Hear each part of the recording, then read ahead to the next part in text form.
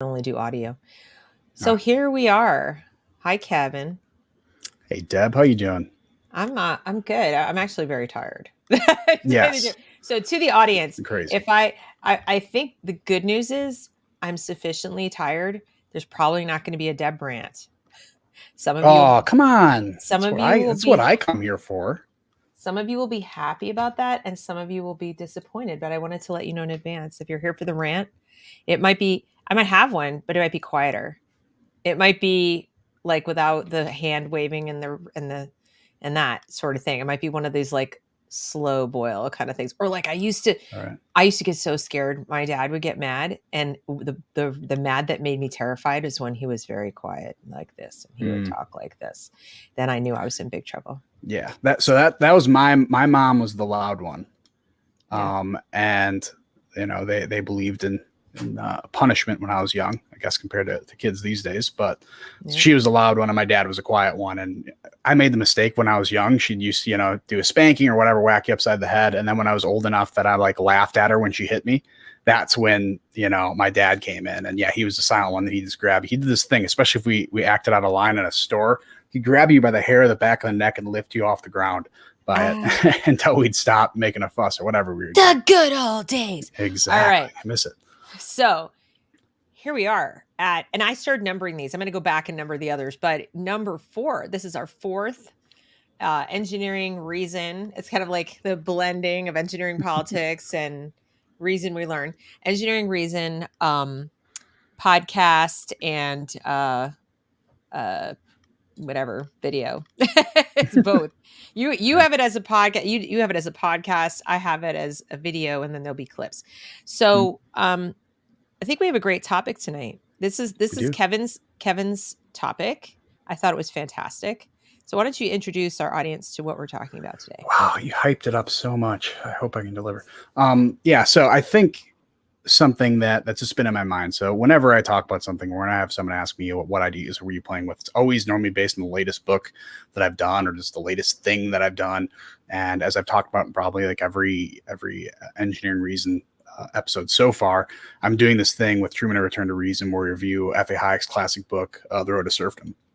And the latest chapter was chapter 9 that covers security and freedom. So basically, it's this idea that when we start trading our freedom in for security, and it was super relevant because we got to keep relating it to COVID and all this mess right now, and actually just wrote a small piece today about how America is basically beta testing the China's social credit system right now via vaccines and mandates. And there was a really good piece written by Kristen Tate in The Hill today about that too. And I was surprised she didn't mention anything of COVID, but overall it was good. So these things are going through my mind. So I'm thinking of how it applies to education. So really, what I'm thinking about now is the cost of education, the cost of actually truly educating your kid versus the cost of indoctrination. So the cost of indoctrination is the cheaper route, essentially, in your out-of-pocket terms. For Although the in reality, it's not for not those of cheaper. Yeah. us, certainly for those of us who have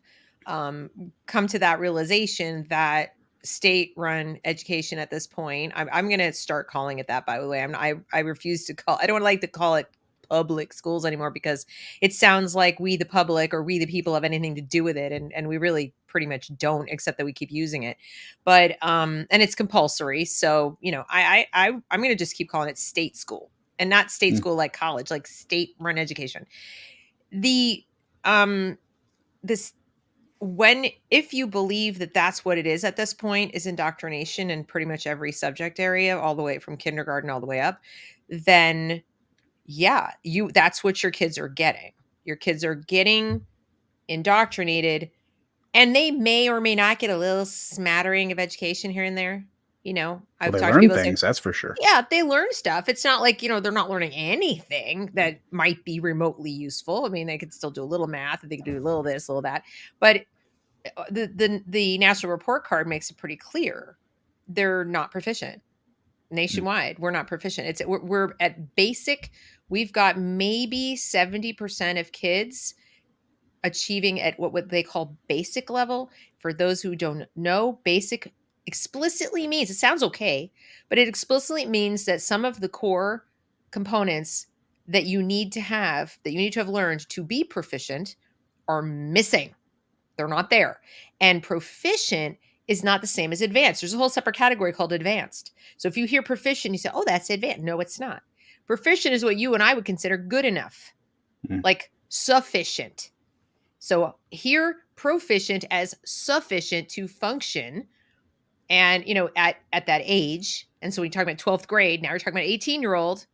Do you have a sufficient education, sufficient reading skills, sufficient math skills to function as a legal adult in society? And the answer clearly, unequivocally is no. Nationwide, we do not. We have maybe 33%, give or take, proficient in math and reading and science. It's below that. It's in the 20-something percent, and it's gone down.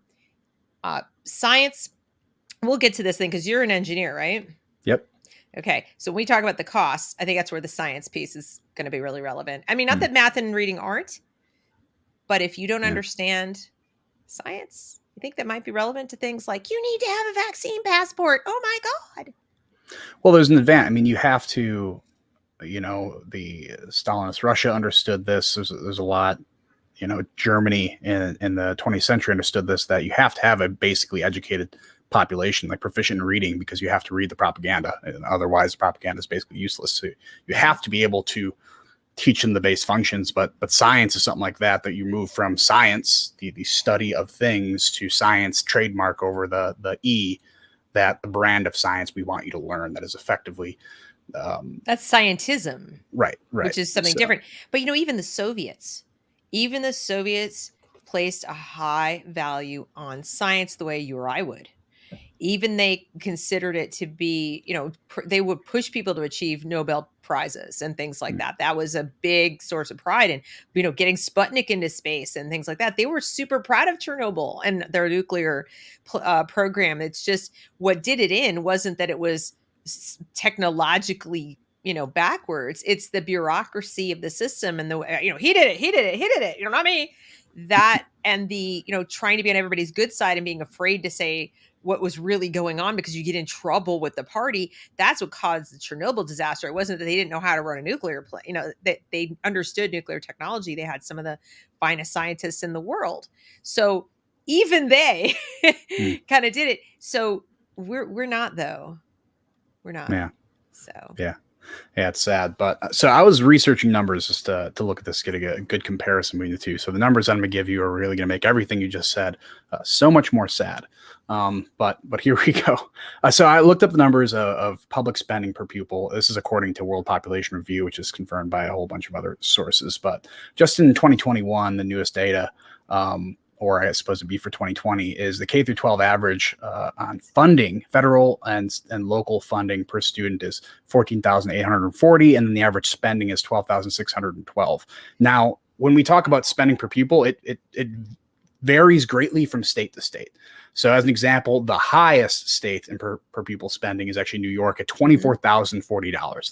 That's insane. It's almost twice as much. I think it's 90% exactly as much as the average is. And the lowest is Utah, which is 7,628 per pupil. And from my understanding, Utah seems to be a fairly well-educated state. So whatever they're doing is great. And then there's the post-secondary education, which includes universities, colleges, trade and vocational schools, the average of $15,908 in spending. And then graduate and postgraduate was an average of $33,000 in spending.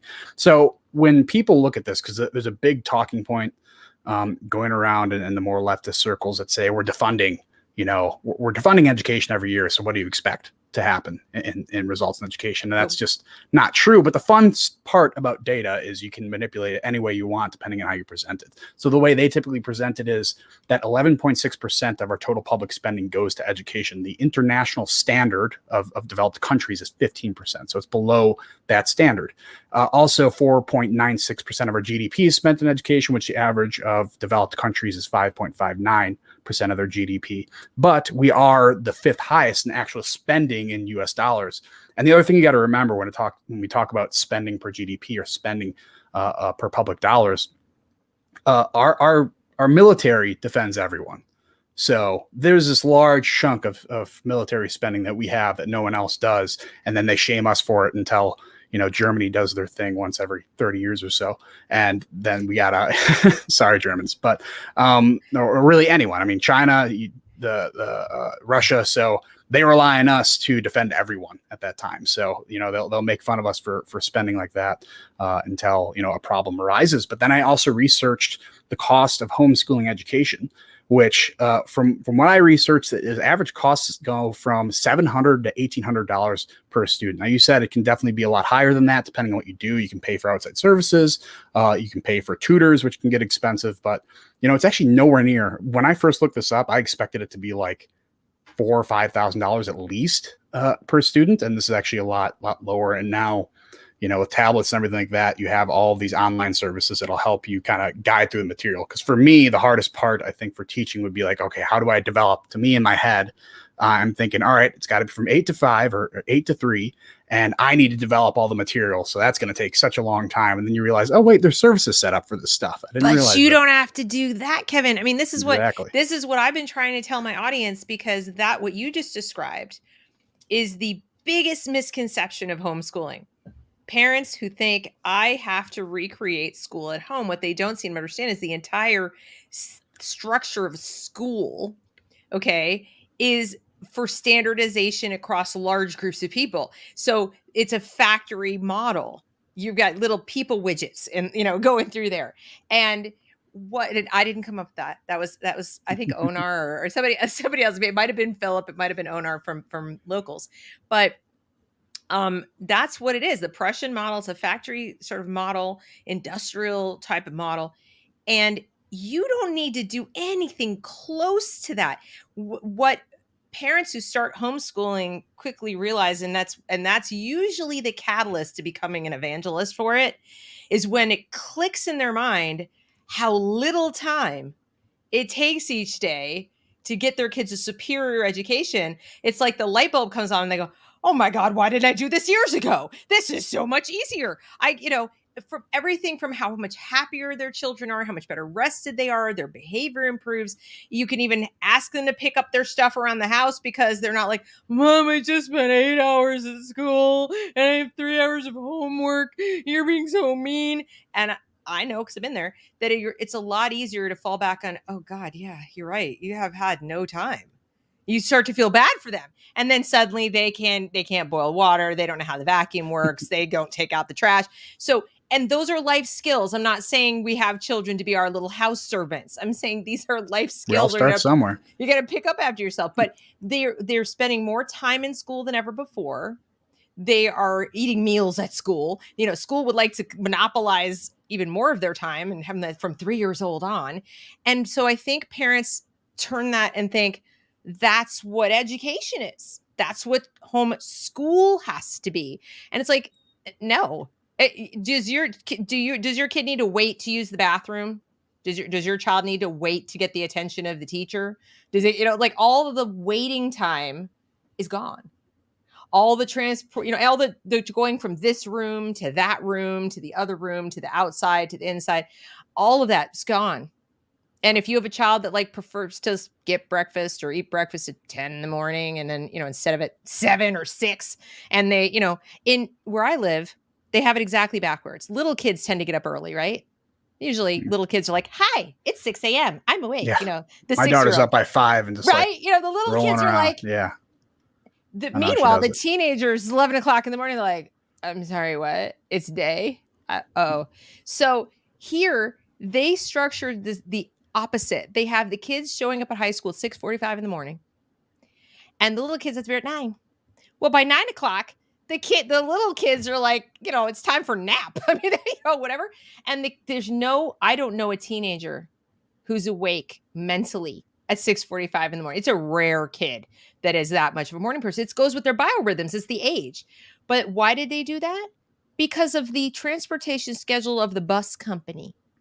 That they couldn't have so many buses on the road in my city for all the grades. So they didn't want to have one standardized school start time. They had to stagger it because it would cause too much of a backup in traffic. And they needed to also, in some cases, use the same buses. And so they just did it that way because the number of bus routes they had for high school are obviously fewer, right? Then for all the millions of elementary schools and middle schools, there are fewer high schools. So they did it the opposite. Is that good for the kids? No. When you're homeschooling, you can do it in a way that is good for you and your work schedule, for your kids, for the whole family. And maybe you're doing 2 or 3 hours a day. Maybe. And that's, I mean, like, I'm being very generous. Okay. So I think that's really, really important. So when you said, well, I'd have to come up with this and come up with that, and like, no, you just don't. You don't. Yeah. Yeah. I mean, that's why people like you are around to tell people like me what the heck to do with our kids, man. Well, it's understandable, Yeah. right? It's all you know.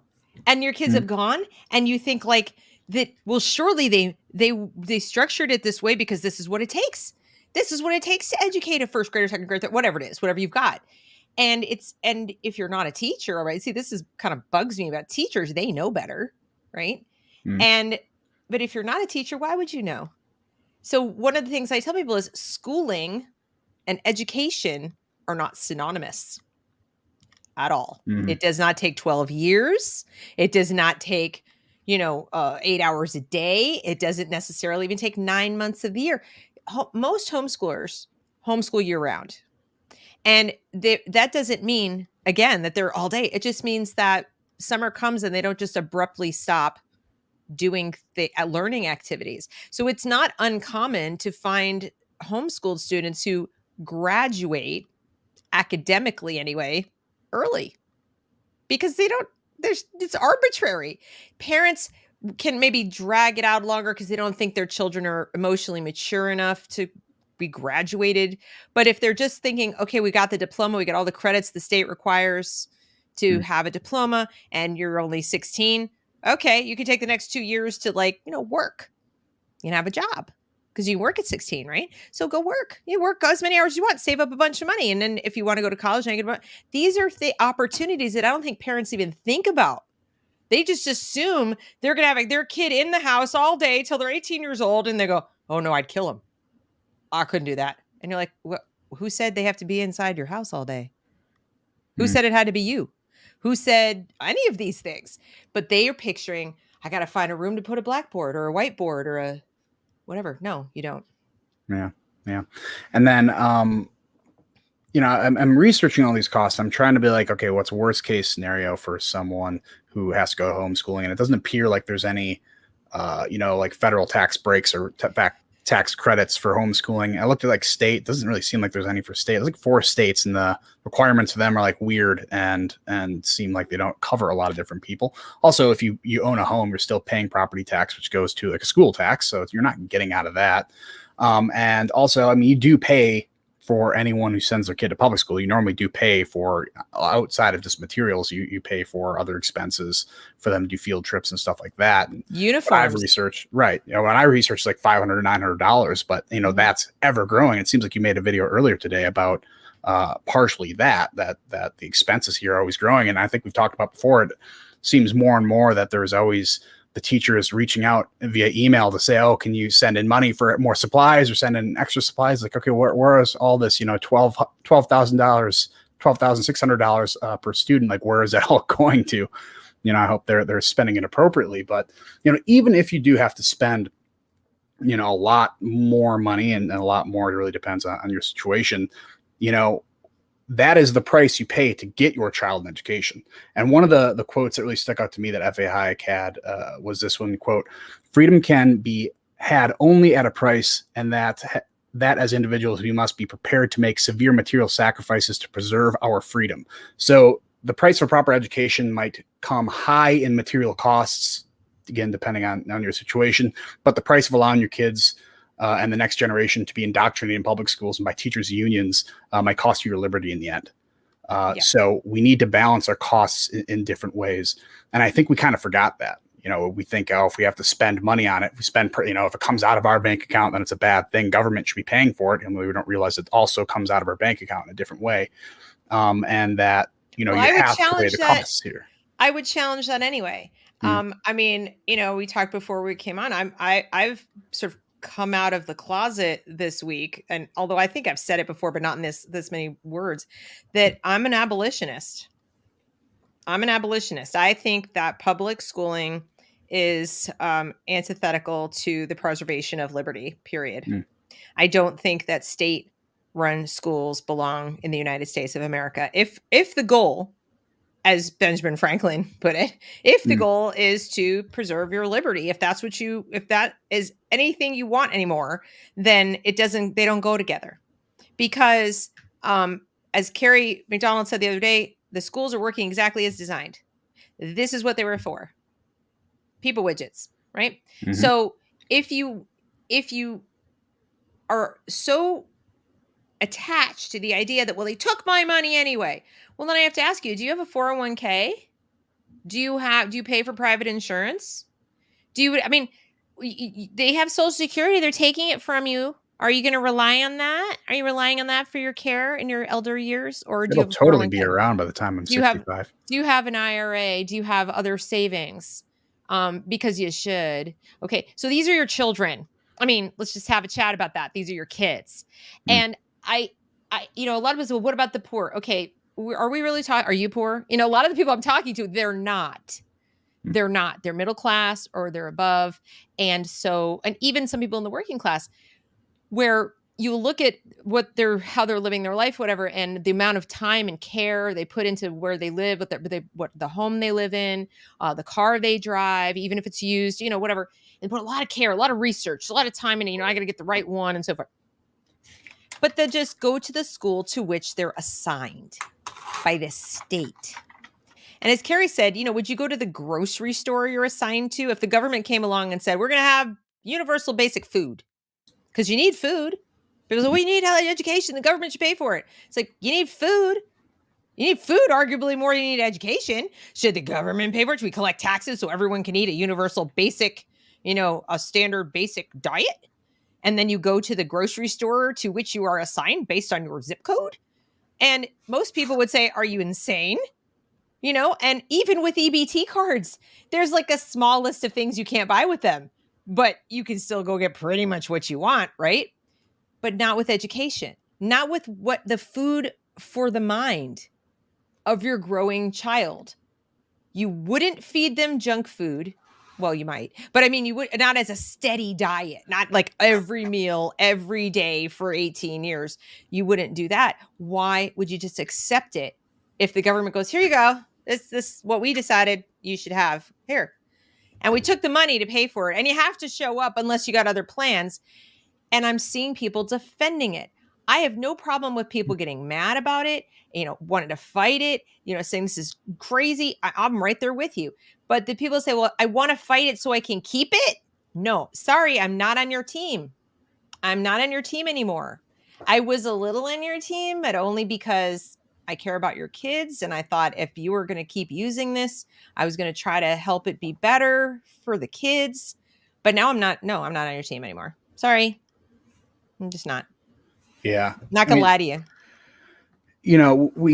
It's an American tradition to buck against the authority. I had a conversation with Truman and Benjamin Boyce a couple weeks ago in which he said that the American tradition is to say, screw you, daddy, to every authority out there, because that's what we did to the British. That's what that's been ingrained within us for such a long time, but it seemed like that's gone away.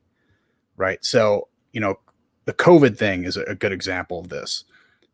Even before COVID, the big tech censorship was also like this. We're not having people say, oh, this coercive authority, I see it there. It's red flags here, and I want to push it back. This is not what America is about. We have more and more people not only accepting the coercion, accepting censorship, whether it be from private or public, or really forced by public.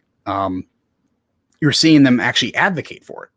So I think there's a huge difference there. I think if the government were to come out and say, oh, we're going to pay for your food, but you have to go to this grocery store, I think a surprisingly decent percentage of people would be like, okay, as long as you say you're paying for my food, I'm willing to do that.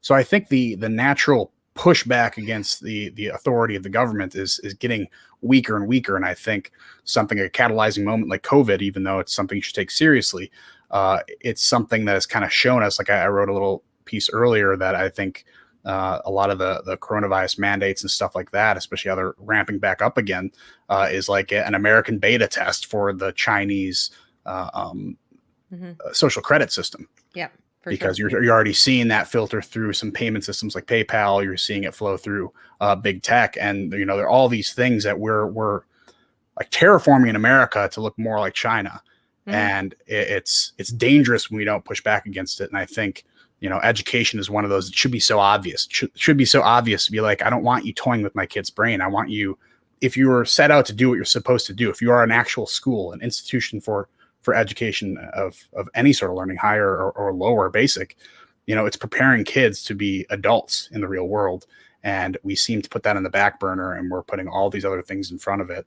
And Well, parents that's are increasingly okay with that. I would argue that one of the costs of indoctrination, probably the biggest, is what you just described. If the character of a nation is what you get when you have critical mass of individuals within that nation, which in that within that culture, who share ideas, a set of ideas. Okay? That's what makes culture. Culture is not like handed down from on high as much as, certain governments would like to do that. It doesn't work that way. Politics are downstream from culture. So, how does that work? Well, if you take a small child and you put them in a school, 5 years old, 6 years old, whatever they go into kindergarten, and the ideas they get from that very young age are consistent with being, sort of subservient to the group, or just at least, if not subservient, just like finding their place within the group. Like, how do I jockey and find my position within the group as opposed to who am I and what do I want to become, right? As an individual. So if you downplay individualism, even if you're not overt about it, if you just upplay, and I would, as an educator, I hate that word, as a teacher, the way I would put it is there's the little red hen and there's the rainbow fish. I don't know if you know the story Rainbow Fish, you have kids, but those of you who are watching might know Rainbow Fish. Rainbow Fish came out, I think, in the late 80s, early 90s, something like that. There's no drag queens in it. No. Okay, good. But it is funny. It's a rainbow fish. So I think most of us hear in the story of the little red hen, right? The little red hen asks her, roommates, they're really roommates, the dog and the mouse and the cat, who will help me plant the wheat and who will help me do all the tasks involved with getting this wheat and then baking a cake. And of course, when she's done and nobody's helped her, she eats every last crumb of the cake because she did it. And we used to read the story to our kids. We still have it. I still have a book. We read it because this was the story of personal responsibility. And if you want to eat, you got to work. That's the message of the story, right? And we used to teach character with these little stories. Then we go to rainbow fish. Rainbow fish is a beautiful fish swimming in the ocean, one of the most beautiful fish there, with these gorgeous rainbow colored, shiny scales. And rainbow fish doesn't want to share his pretty rainbow scales with the other fish. And the story never made sense to me. You rip off your own scales, you're going to die. Like this, it's like saying, here's a chunk of my skin. Here you go. So maybe that was the point. Maybe that was the point. But he comes across different fish and they say, oh, your scales are so beautiful, but I don't have them. And why won't you give me one? Give me one. They're not even nice about it. Like, they're not even polite. They're not even, "Oh gosh, I would love to have a rainbow scale. They're so beautiful." And then rainbow fish goes, "Here you go. I'm generous." No. No, it's not like that. It's like, "It's not fair. And you have these pretty scales. I don't." It's kind of like that. And It's so this resentment. rainbow fish gets, shamed into sharing his own skin, literally, with all of the other plain, boring, not very shiny and pretty fish in the sea. And at the end, we're supposed to love rainbow fish and think rainbow fish is the ideal. That is what we are supposed to be. Rainbow fish, then it was like a TV show. There was a whole line of rainbow fish toys for a while. And I hate this book. And it's something small like that. It is something small, just like Little Red Hen is this, it's like telling, the story of Daniel in the Lion's Den or something, like these stories that we know from childhood. It's something like it became the little red hen of that particular generation, and that is one tiny kernel in this character thing. And that's what the schools have done, is they are planting the seeds of different ideas that are the opposite of the ideas that built the nation. So what do you expect to get as the final product? And what have you bought? What have you paid for? If you're talking about the cost, what did we buy with this indoctrination? We bought a bunch of rainbow fish. Or we bought rainbow fish, feeling like, oh gosh, I could give away my scales, but I don't have any pretty scales. Let's give yours away. Or you have the plain little fish squatting in somebody else's apartment in their house, not paying rent. And going, well, you have the nice house. Give me your house. I want more moratorium on the rent. Okay? That's where that comes from. It comes from saying that sharing is caring, even if I have to coerce you into sharing with me. And keeping stuff that you made or is yours and by your own effort, that's mean. That's selfish. Yeah, I think what kids are not learning is the idea of risk and responsibility. I think this is a big one because you can't understand freedom without understanding risk and responsibility first. It's a prerequisite because freedom just doesn't appear. It's not the default condition in the human brain. We're totally willing, especially as kids, to give away our freedom for some safety. Right? I'm not gonna just jump out of the car while it's driving and be like, bye parents, I'm gonna go somewhere else. Like, I feel much more safe with my parents because I'm a child, and that makes sense. Right. But as we develop into adults, at some point between being a small child and being a fully grown adult, you have to understand the idea of risks and responsibility. And I don't know if in No, I want to schools, sit in mom's basement and eat Cheetos and bang away on my keyboard about how everybody else is to blame for my problems. But even the idea though that they try to teach with, let's just say responsibility, I assume they teach some form of responsibility in school, but it's this very, very narrow view. Like, I'm responsible for the planet because the planet's going to be mean at me if I'm not. So it's responsibility in this very, very narrow way. And in reality, it's just it builds more resentment for other people who do not share the same worldview that you do, than it actually builds this kind of responsibility mechanism in your head. See, So I don't call that, I don't think they teach responsibility. I think they teach obligation. And there's a difference. I mean, it's subtle, but there's a difference between responsibility and obligation. Obligation is something that implies, anyway, you don't have a choice. And responsibility, at least connotes, for me, I can't speak for everybody else watching, something you either have promised to do or taken on with your free will, and you are now responsible to do it, or you're responsible for it. Like, I consider myself responsible for my children because I brought them into this world. My obligation to them, I might describe in a legal sense, a moral sense, but it diminishes as they age, right? Because then they become capable. But my responsibility to them might be like sort of like a loyalty. I think that goes on for life, as their mom. So I think there's slightly different. They teach obligation. Whether it's you're the little white child and you're an oppressor and you need to decenter your whiteness, or bankrupt your whiteness, or give up your privilege, whatever these things are. You were born obliged. It's like an original sin. You were born obliged to fix this thing about yourself forevermore because you can never be clean. And then on the other thing they're obligated to do is, fix the planet, and big stuff, right? All the wrongs of the past with racism, or fix the dirty planet. But nobody's telling them someday you're going to grow up and have to make a living and pay your own way. No, it's quite the opposite. They're explicitly told in school, especially in high school, that it's a worthy thing to do to go protest having to pay back school debt. That they should, before they even have to go to college, before they've paid a nickel for college, they should go and demand that it be free. So schools are teaching this. That our tax dollars are paying people to preach at our children about how bad we are. Yeah. By we, I mean people who like the little red hen. The little red hen is a bad guy in school. Yeah, and I agree with your point there. I think they fly it under the guise of responsibility, but it's not that. Like so No. many things now, it's they change the definition of words in order to meet the criteria that Yeah, they it's want to not. meet, and that I think they do this wide scope stuff on purpose because if they say you're responsible for the planet, well, that's just too wide for one person to take care of. No. If you're responsible for ending systemic racism, well, that's too wide to take care of. Like all these things, just too wide in scope that no one individually, again, you're moving away from individualism and more toward the collective.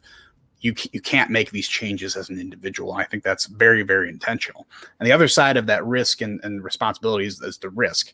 And I think we're building an extremely risk averse culture. I mean, we have like a Nerf culture for kids. You know, you can't have them go out. So no one can have peanuts in school. No one can have can go outside and do any rough play at all. And it's just everything is nerfed for these kids that pushes them away from risk. And we see a lot of that happening today with COVID type Yeah. stuff. Like you can't take the risk to go outside even when vaccinated. You have to triple mask and you have to stay 30 feet away from someone else. And it's all of this, like if you can't live if you're too afraid to live your life, like that's not living at all. Well, And I think they're building people to be so risk averse, and that's awful, especially in a free market economy. To be risk averse is the worst thing for it.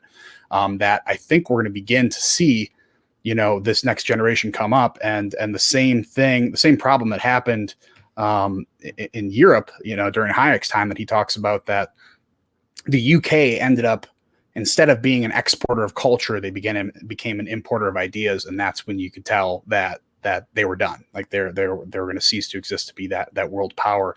And I think if this keeps happening, if you move away from responsibility, if you move away from risk and become more risk averse, we're not going to be exporting our ideas anymore. We're going to be importing them, and that's when you know that your culture is dying on the deathbed. right, exactly. Um, and I think the COVID example is a really good one as far as fear, but one that doesn't get enough play, doesn't get enough discussion is interpersonal relationships. For all the talk about social emotional learning and teaching kids to manage their emotions and all the stuff that they claim to want to do in the school, which we used to do as parents. We used to help our kids with that. I'm not saying a teacher couldn't offer some good advice, or somebody within the school couldn't help two kids resolve a conflict. That's not what I'm saying. I'm not saying be completely hands off of anything to do with social and emotional interaction, or even social emotional learning. There's a good way to do it, but they're using it to scrape these kids raw emotionally and have them, like feel every feeling, like, it's a worthwhile endeavor to be so in touch with every single one of your feelings, especially the negative ones. Yeah. And of course, we know why. So they can be good and angry, so they grow up to be activists. But Well, they're trying to convince them that feelings are evidence, correct. and I think And that's a so huge problem. yes. And so we know that there's even a phenomenon that's been researched. I did a video about it months ago, where you can actually cultivate PTSD in people who have not literally themselves been traumatized. It's Mhm. kind of like it's like a transference. They take on the victimization of other people through talking about their problems all the time, and they then feel it too much, like over empathize, and they see their feelings as evidence, even when it didn't happen to them. So there's nothing with their five senses that's going on, or their own personal experience.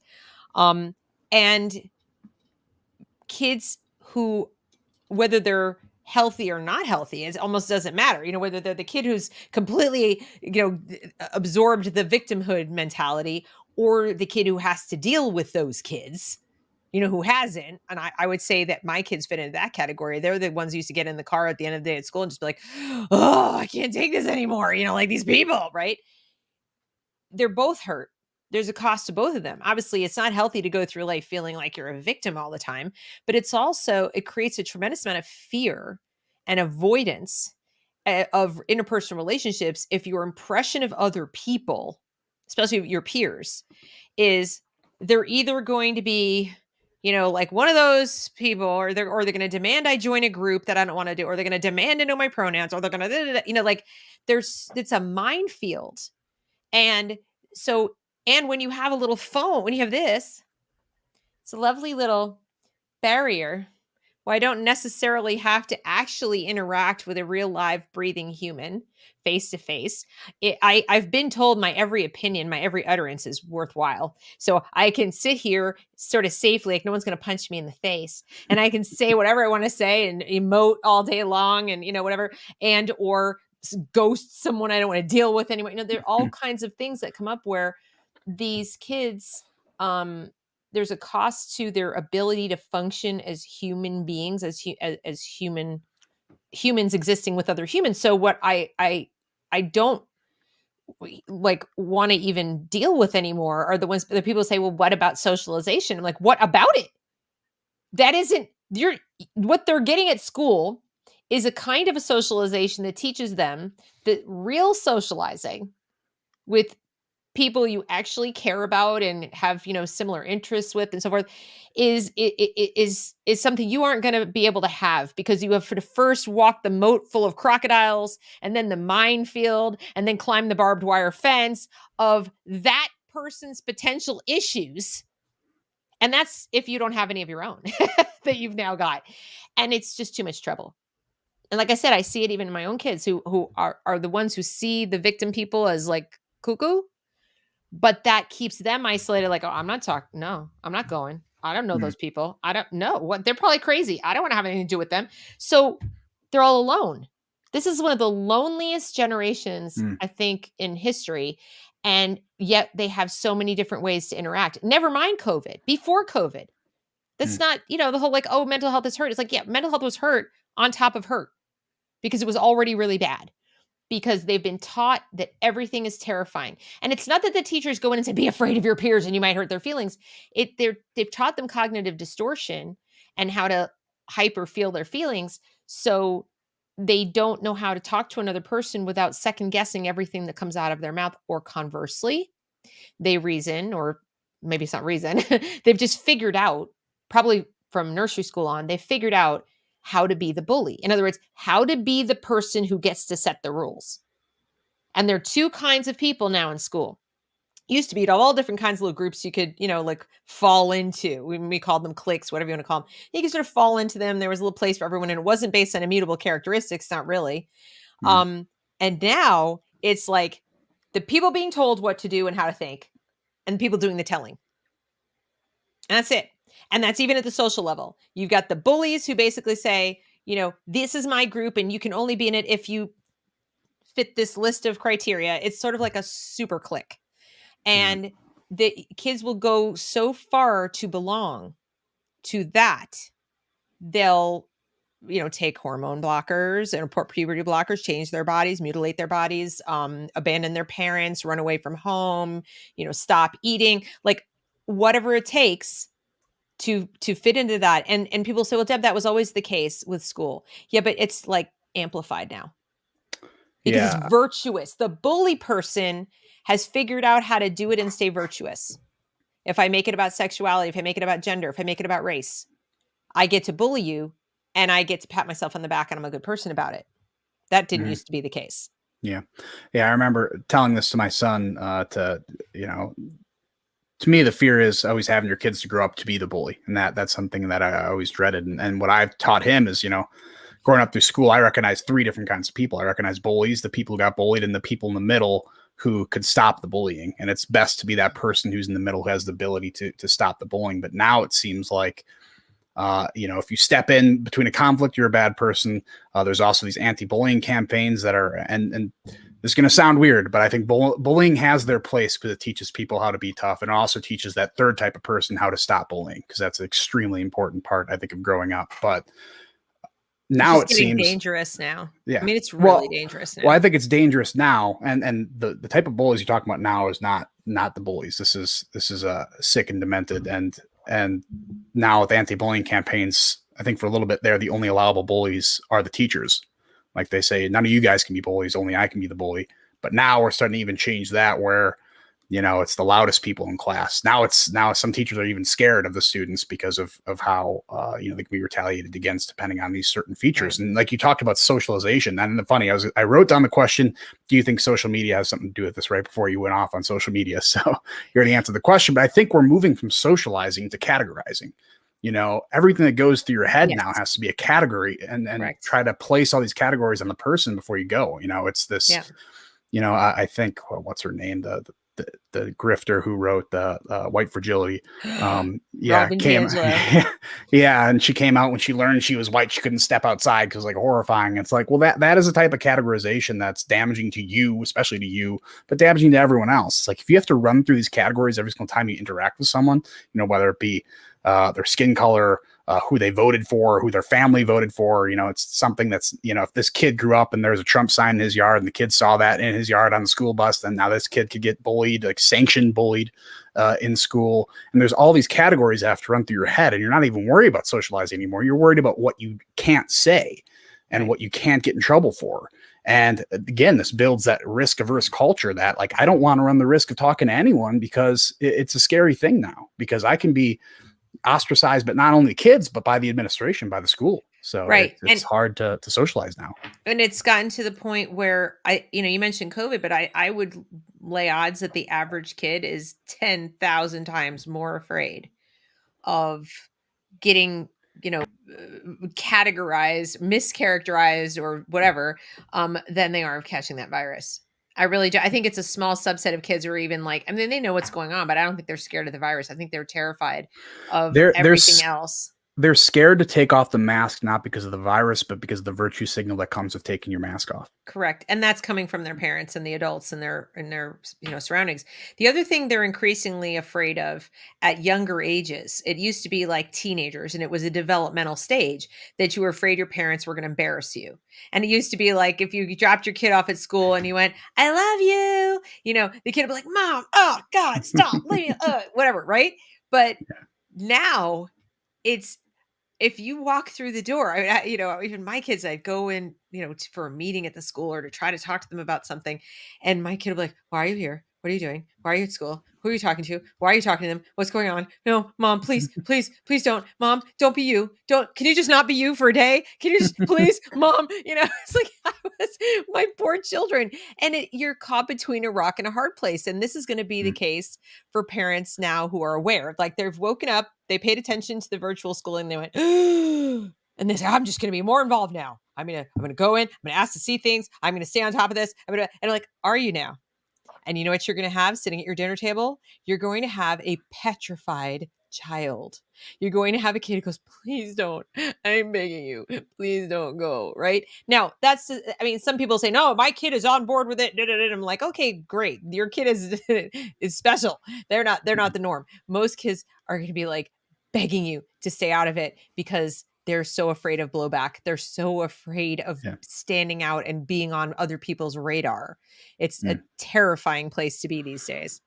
Yeah. I mean, as a parent, when you go to battle with the school, the kids are collateral damage there. They have a stake in it, and it's just Yeah. unfortunate that they're getting caught in the crossfire. And that's why, ever more I'm believing that, since I'll admit that my kids are in public school now, but I've only been talking to you for a little bit, so hopefully, we make a change there. But It's my goal, Kevin. I know, one parent and kid at a time, good. Yeah. But yeah, it's difficult to get so involved that you your kids can actually start to see you getting involved, and they see you being more intrusive. And again, if they can tell that you're there, the other kids can tell that you're there, and that's just one other way to ostracize them, by saying you're the one with the loud parent, you're the one who doesn't like our teacher, who seems really, really nice, and we all are taught to love our teachers and everything like that. And Oh, it's like now yeah. you're creating this war, and then the teachers unions, they don't believe that adults should be responsible for their kids, because I mean, there's some really bad adults out there. No such thing as a bad teacher, because they work for the union, so that's impossible. But it's this crazy I've had crazy some game. epic I've had I had one epic meltdown when my kids were in the like little kid elementary school, and before I moved them to a charter school, which didn't help at all. But and my middle daughter was getting bullied, and they just weren't listening. And I kept going, I kept trying to resolve problems. And then my youngest started getting some grief from her teacher. And then the teacher was rude to me too for no good reason. And it started to become this constant, like battle of just to have the adults in particular, not beating up on my kids verbally. I was in there trying to talk to them. And there was, it just got so bad that when I knew they weren't going back, and I don't know if it was like the last day of school, I think it was the last day or something, and I was picking them up, and we were walking out of the building because I would park a couple blocks away because I didn't like going through carpool line. I hated it. So I'd park and I'd walk over and get them. Mm-hmm.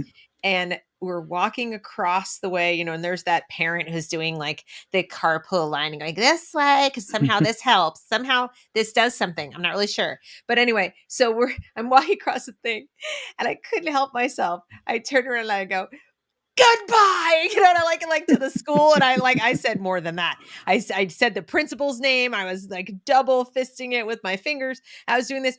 And my kids were like, Mom, I had like a brain fart and I completely forgot that my kids were with me. I was just so happy to be walking away from that school.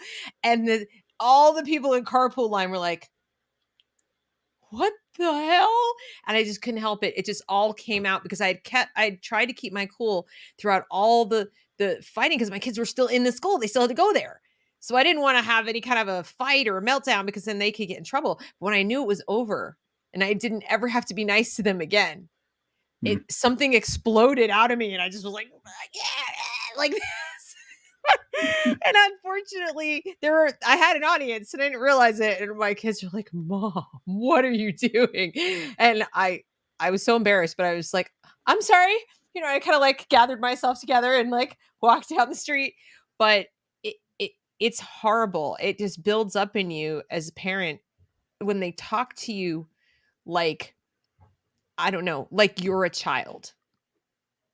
And there I am, being polite and civil and asking legitimate questions. And they're not only not remotely concerned about what I'm saying. That was the most horrifying part. I'm saying, so my daughter is getting pushed and shoved into the wall every single day. She's so anxious. She doesn't want to come into the building. She's refusing to come to school, etc. And they're like, this completely flat look on their face, like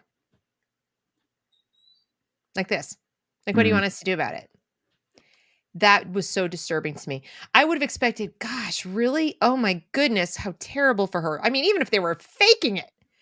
But no, it was just like, and your point, what do you want us to do about it? Or we haven't seen it. We're not aware of it. It's like going to the DMV and this is your kid's school. It shouldn't be like the DMV. No. So yeah, it's going to definitely get harder as a parent, but just imagine being a kid in the system. And it's this, I talked about risk and responsibility, teaching that to kids, but some of the adults need to begin to understand that, we treat, and I know it because this is what I did. I treat school like a free daycare. It's not what it is. That we're like, it's just kind of freeing feeling to feel like you're temporarily not responsible for your kid at some point during the day. But when you realize that they're indoctrinating them, you know that whatever the cost benefit is going to go way, way, way down. And I think that's why when I think about this now, I think about, that Ben Franklin quote that those who give up essential liberty to purchase a little temporary safety deserve neither liberty nor safety. If you think your kids are safe there, I don't think, I don't think you're getting what you think you're getting right now. And that trade-off is certainly not worth it, which is why, I compare the price, this material price of educating your kid, properly educating your kid versus the cost of that indoctrination and really losing your kid to the system. Well, and you said something important there. You said we like the freedom of just getting a break. They're not having, and what I would say to parents is if you're contemplating leaving the system and homeschooling, the first thing you have to do is you have to be honest about yourself and your needs and your family's needs. And, go ahead and write it down. Just like I said, I hate to compare it to, buying a car or buying a house, whatever, but think of any other sort of big purchase or big investment that you make. And a car's not really investment, but you get my drift. You sit down and whether you write it down or you make a mental note of it, you go through a little inventory of priorities and costs and benefits. And you put things down like, okay, well, I don't want a high cost of maintenance. I don't want, I want it to just go. I want it to be comfortable. I want this, I want that. Well, you need to do the same thing with your child's education. Just like with the car, like, well, my end goal is reliable transportation.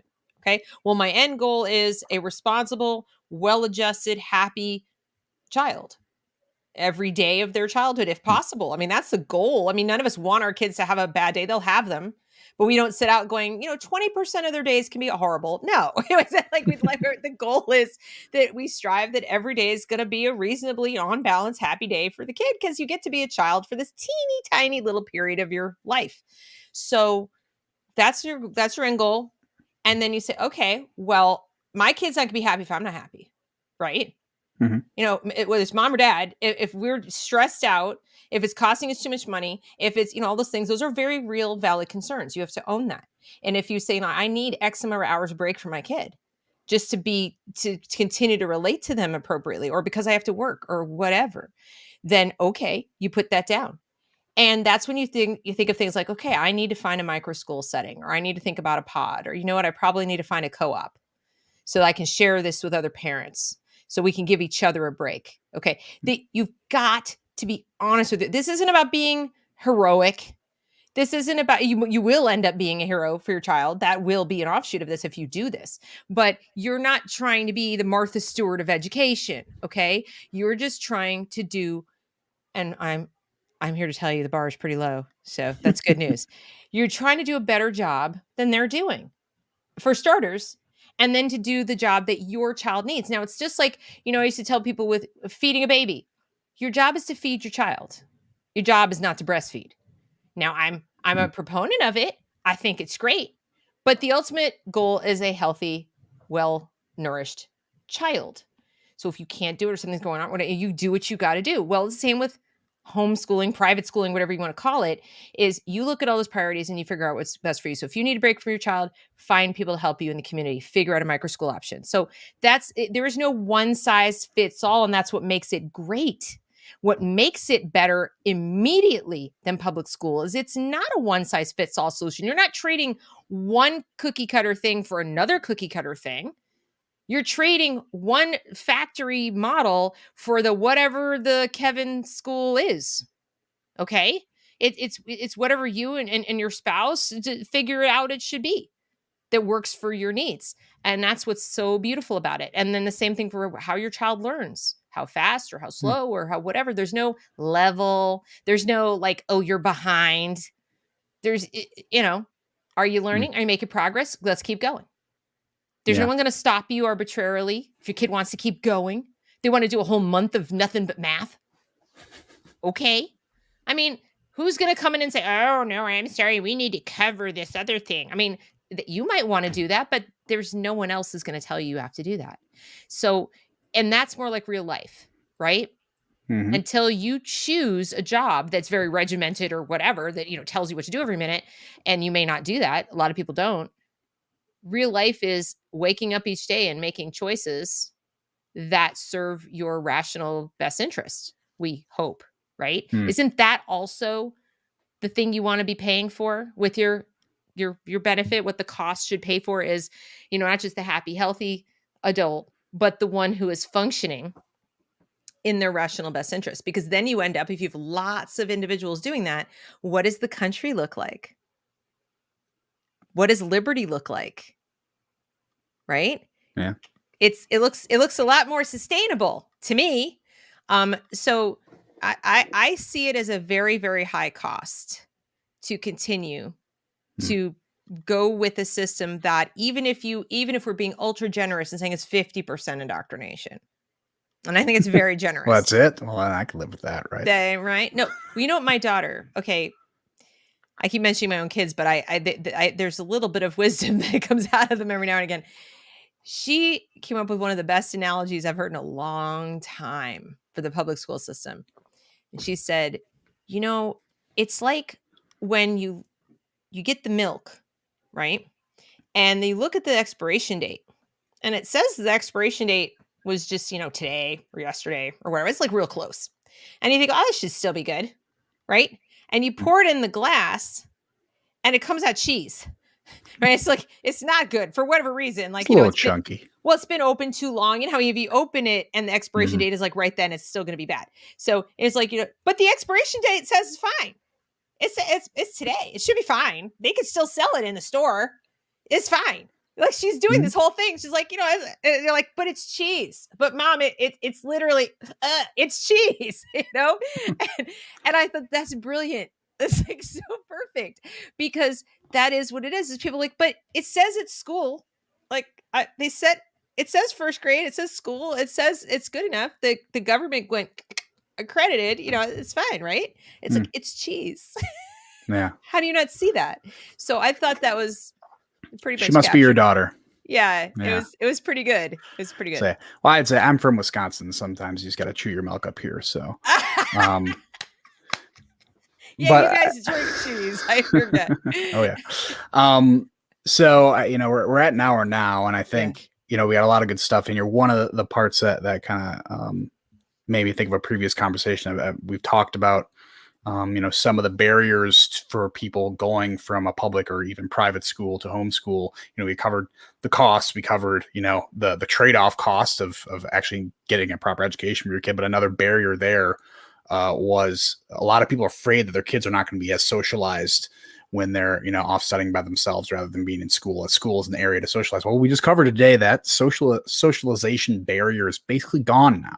Kids are terrified to socialize in any meaningful way in school. So now, that's not even something of large concern. And at least, if they're socializing with kids, in the neighborhood or wherever they're at, and if you're friendly with the parents, so you kind of understand what you're getting there, and it's a Right. bit better, and it's a bit more of a controlled environment that'll be healthier for them in the future. So I think that additional barrier, that really, for me, the kind of the last thing, it's like, oh man, I really hope that they can, grow up a normal, healthy human being. Well, it seems like they're going to grow up more normal, more healthy, not in school, because now they don't have that socializing versus categorizing barrier that you're starting to get in these public, Right. private, and charter schools.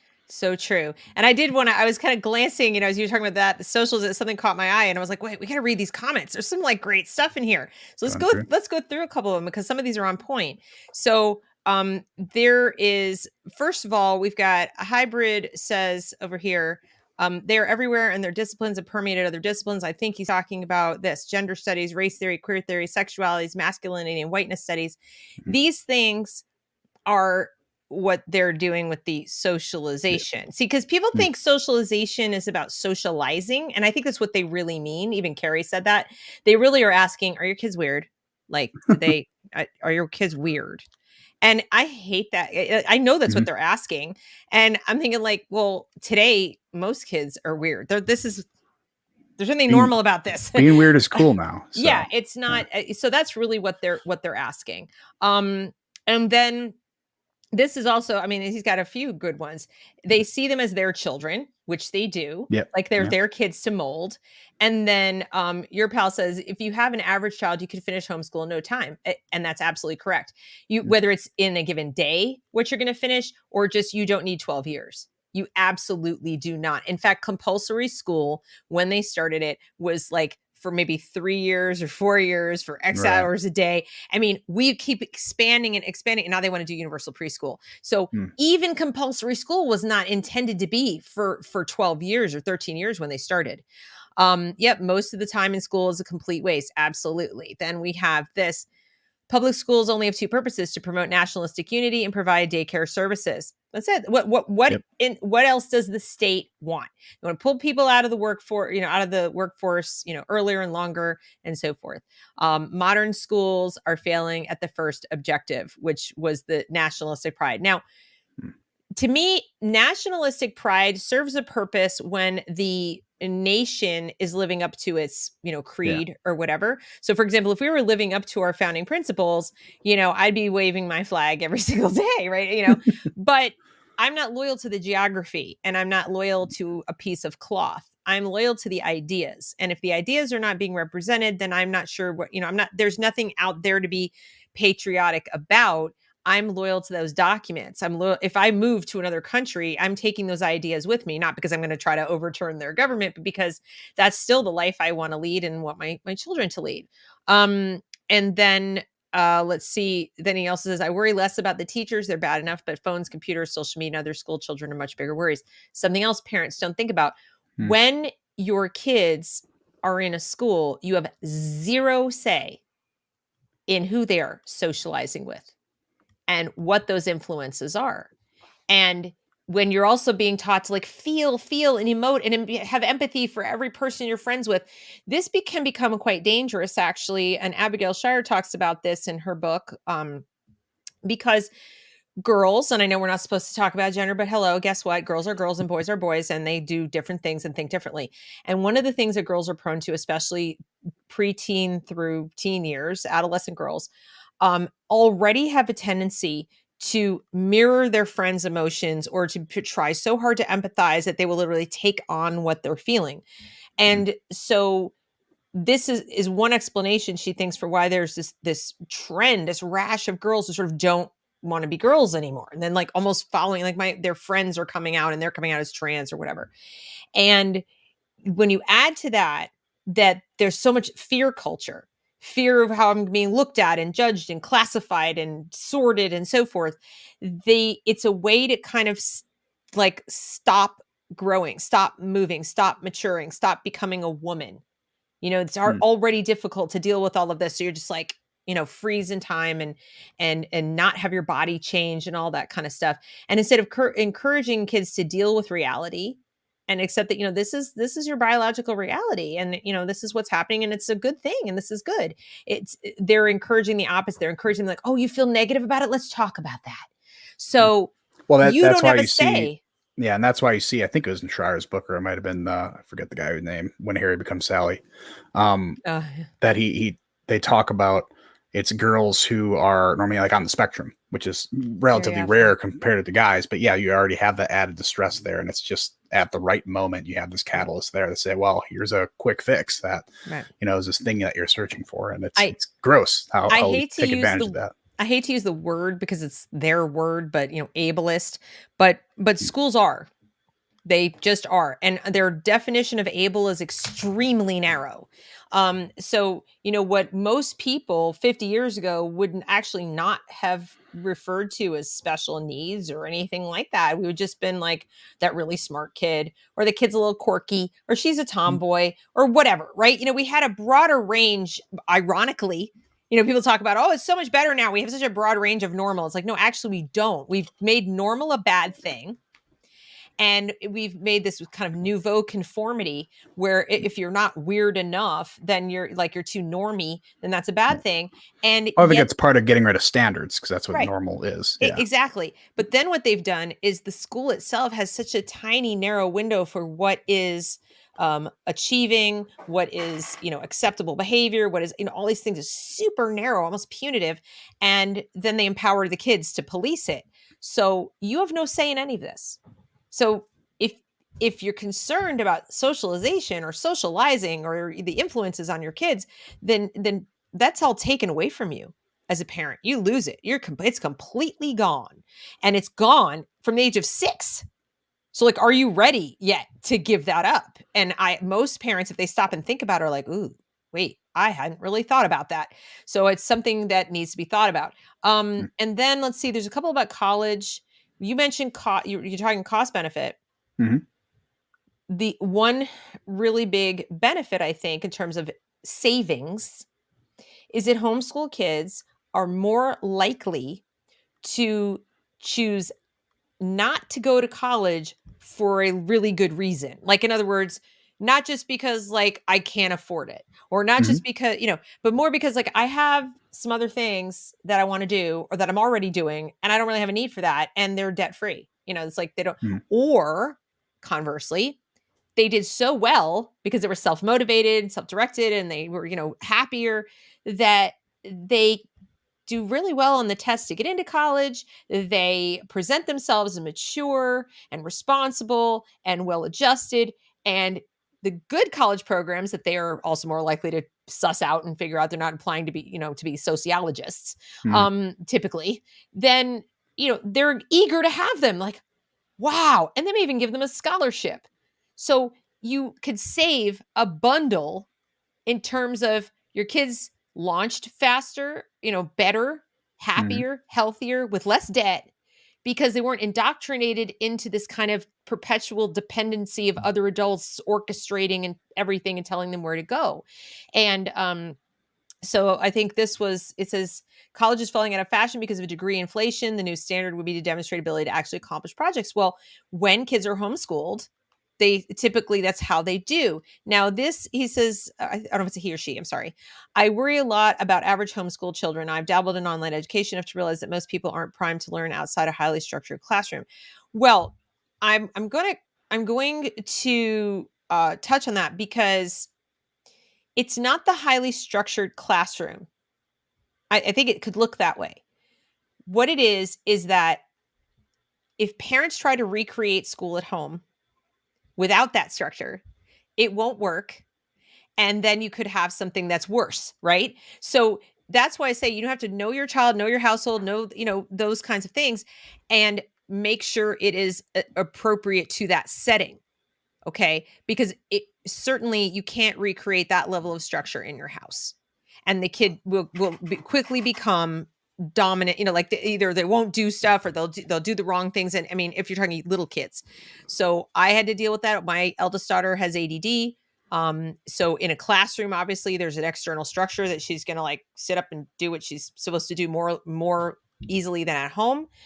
And I just read up on it a little bit. I learned about some things I could do to help her.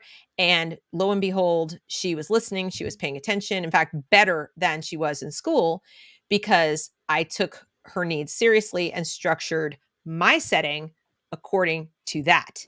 So it wasn't a failure. But you're absolutely correct. If you just kind of try to say, hey, we're going to do school at home, it won't work, Mm. because school only works because of that structure Yeah, at and I know all. some, I have to do continuous training for work, and I know that if I train something, if I'm doing the training or if I'm being trained, I would much prefer to be there in person. And the reason is I can read the instructor, or I can read the people I'm instructing using face mannerisms. I can understand people better when I can see how they're Yeah. moving and how they're acting. So I think that's an important element. So if you homeschool, the bad vision of homeschool is like have your kids sit on a tablet and then just Oh, pay yeah. for these classes and just let them run and don't make contact with them. I think you're going to have that human to human contact and do some of the teaching yourself in order to one, properly socialize. We talk about socializing. Does not mean just being social. I agree with you on that one. I think that's the product of socialization, Right. but not actually what it is. I think you have to be there and they have to see the human. And to go back to the mask thing, it's another problem with the masks. You don't get to see that. You don't get that interaction anymore. And with Um, language development and learning phonics yeah, or the sounds of the language is going to be a mess. yeah, I think to remember that instruction comes in a lot of different shapes. In other words, think about the things that you've learned to do that didn't happen in a classroom, like someone showed you or someone instructed you or someone guided you, but it wasn't a class per se. hmm And so the same thing can be done with kids at home and homeschool. So, the lecture model of, a teacher teaching a child and so forth, that actually doesn't work all that well with most kids in the lower grades. There are some hmm kids who just they like it. Okay. But yeah, most of them don't. That's where I recommend to people to read Maria Montessori. Montessori is one of the best resources, I think, if you're talking about the young kids, actually all the way up. But I mean, especially for the young kids, because experiential learning, in instruction is not necessary for learning. And there are ways of doing instruction that do not require, you can be in person, but it doesn't require an hour of your time. Okay. So you can, for example, instruct someone in something for 10 minutes and then let them run with it and do the thing. Okay. And then come back and just check in and so forth. And believe it or not, even in school, they do this. Even in school, they do this. And increasingly, tragically, they're not even doing that. They're just saying, here, go on your tablet and do whatever. So they're doing your worst case scenario for homeschool. They have been doing in classrooms now for years. They've got Chromebooks. They put up on the board. They go to this link and this place and this thing and do the first 3 assignments. And then the teacher's like sitting at a desk. And maybe the teacher comes around and like looks over their shoulder or whatever and goes, "Ah, da, da, da," and then they stop. Okay, stop. We're going to talk about this. Maybe the teacher talks for 5 minutes and then it's like, all right, go do this other assignment. They do a ton of work in class, even in elementary grades, on a Chromebook. hmm This is something else that parents were not really aware of. And I think many still aren't aware of it, that they're doing virtual, I wouldn't say virtual school, it's like a online learning in the classroom. yeah.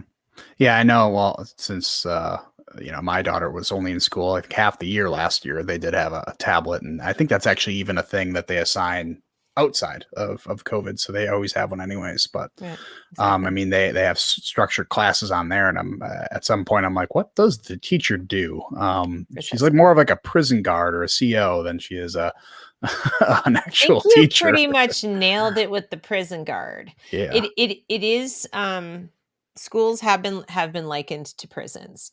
The thing that is actually tragically most similar to prison right now is the social structure. Mm-hmm. One of the things that characterizes prisons is, these kind of gangs, like identity groups and so forth. That's been around in prison for decades. And that is what you see in that environment. You put people in an environment where they're compelled to be there and there's no way out and they're stuck there all day and they don't have any choices. They can't even go to the bathroom without permission. Um, and even then, they're not allowed, or they're given 30 seconds to do it. It creates this kind of pack mentality. And I just think our kids deserve better. I just do. I don't. It's cheese. Yeah. I like cheese, but I want to drink it. I like to drink my cheese with a fork. Exactly. Yeah, So yeah, anyway, yeah. That prison thing is sad, but I even think in prison, at least they understand that they had a series of actions that landed them there, and that allows them to. I mean, you have a lot of people who find meaning in prison. You know, they either find yeah. God or they find, why they're there. But there's something about, and Hayek talks about this in his book too, about uh, the mirage of given choices, but not actually given them. Yep. And to know that something is out of your control, something getting taken away from you that's completely out of your control rather than random circumstance. And I think that's a little bit of what they get there is they feel like, I mean, they want to have some sort of structure and have some sort of external control with an adult there, but they're given this mirage of choice, and then they're being told exactly what to do, and that's not how you build responsibility. And they're being And that's told also how you get, that's how you have a mental breakdown. That's how you get depressed as well. Yeah, and they're being told what to think as well.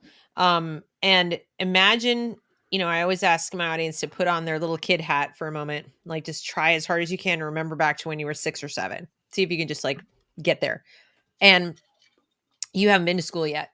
It's first day of school and you go to school, whatever. And it's been talked about. It's your first day of school. It's to be great, right? And all you've done for the first however many years of your life is like, be with mom and dad. I mean, maybe for daycare kids, it's different, but even in daycare, you play most of the time.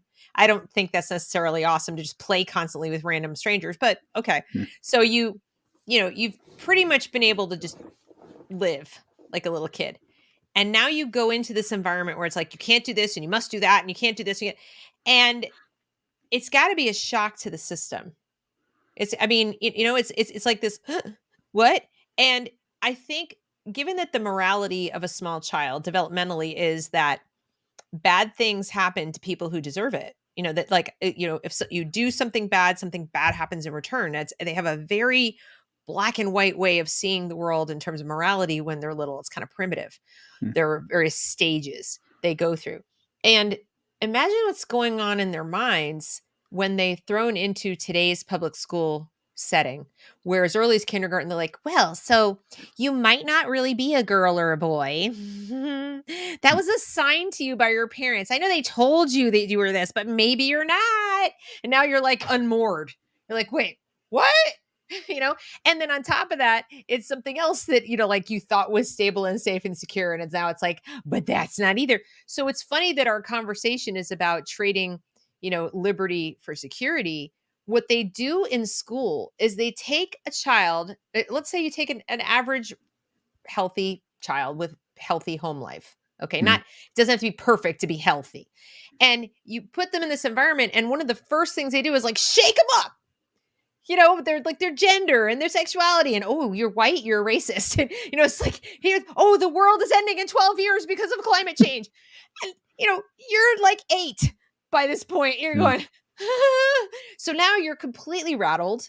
Everything you thought was true in your primitive little short life is like questioned 180 degrees. You go home to your parents, and now you're like, are you guys telling me the truth? Like, am I really a boy or a girl? Like, what? So they're coming between the family. They're shaking the kid's foundation and making them feel insecure, insecure, insecure, insecure, insecure. And then we come swooping in with, here's the answer. The answer is you need to be this and you need to do this and justice and this and fight and protest. So by the time a kid at this point, starting kindergarten today, going all the way through 12th grade, is almost the perfect model soldier, cannon fodder activist. Like, Mhm. there's nothing in me that's me anymore. I was shaken to my core. Every part of me that was developing was emptied out, and it was filled back in with whatever was necessary to make me feel safe again. But safe is this weird word that doesn't mean safe by your definition or mine, because we understand that safety is self-determination, right? And freedom. And to them, safety is maybe they won't hurt me. Maybe I won't get canceled. Maybe I won't get bullied. Maybe the teacher won't be mad at me. Maybe I can just fly through here and nobody will bother me. Very different kind of safety. Hmm.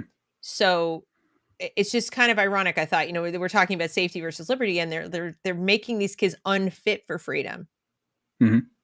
Well, I think that's kind of the point, right? Yeah. You don't have to worry about the trade-off if they don't even understand the other end of it. So, By the time I they're think, done with them, they would say, like, you want me to make my own? What? yeah. What? But I mean, that's the part. I mean, the Ben Franklin quote is temporary safety. Right. And I've gotten into Twitter and Facebook fights with what I used to call the Lincoln Project conservatives, because I come from more of the conservative end, but now I call them the castrated conservatives, that they actually try to use it against you and say, well, what idiot would trade their liberty for temporary safety because it's temporary? It's like, well, yeah, it's not labeled temporary going in. It's the part of the trade. It's once you give up your freedom, they can do whatever they want with the safety part, Right. and it's always going to be temporary. So like you Right. can't trust them that way. And I think like what you're talking about there with kind of pulling out the kids' individuality and shoving back in their own ideas, it's kind of the blank slate idea that they say they can, they're a blank canvas and they can paint it any way they want, exactly how they want. And then when these kids grow up to be adults, something clicks and they realize that I'm not quite the person that I want to be. I've been made and molded into this thing, and now I'm going to go under severe depression because I've lost all that time. And, God forbid they would ever have to go under the knife or take hormones or something like that, which is extremely crazy. And by the time they're old enough to realize that that was not the right direction for them, it's already too late, and Right. There's irreparable damage. And that's the saddest part, I think, when it comes to the kids, is they're purposefully damaging them. We have the science to understand what these types of things are going to do to their future, yet we don't care because of the political benefit we see from it. Well, I feel, even though, I had Montessori till I was like almost 9, and then I had to go to public school so my parents got divorced. But the thing I don't like we use words like this, but I guess it's true. The thing I resent the most about all my time spent in public school, and even to a degree private school. I went to private school in 10th grade. So 10th, 11th, 12th, I was in a private prep school, and it was much, much better. But I still feel robbed. I still feel like I wasted a lot of time being ignorant. Most of what I know, most of what I think makes me, well-rounded or intelligent or articulate or anything like that, most of that was learned outside of school or after school. Like not after school literally that day, but like when I was done.